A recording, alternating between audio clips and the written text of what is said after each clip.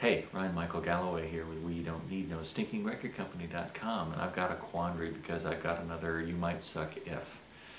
But it comes to the studio. You might suck in the studio if you listen to your voice when it gets recorded and you absolutely can't stand it. The problem is you might not suck if that's true as well. Now, a lot of us have heard about a guy by the name of James Taylor. He did Carole King's You've Got a Friend and Fire and Rain, and he's been pretty much a star since he was about 17 years old. Now, this is amazing to me because I think he's got one of the smoothest voices in the business, and this guy is, in my opinion, I've never heard him out of voice. In the worst bootleg tapes I've ever heard, he sounded good.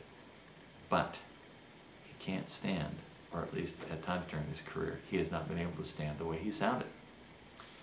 So, if you record yourself and you can't stand, really can't stand the way you sound, you might suck. But we tend to hear ourselves in an extremely critical way.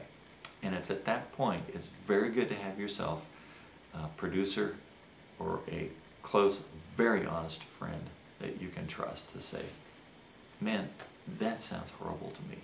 Or it makes my throat tighten up. And I feel like I'm just marginally off pitch. Well, yeah, because when you hear your own voice inside your head, you're always trying to correct pitch and modulation and keep everything good. So when you hear it in a recording, your voice, your throat is still trying to move the pitch around and get it right on. And there's nothing you can do about it because your voice, your vocal cords are not attached to the recording. However, there's a couple other things to think about.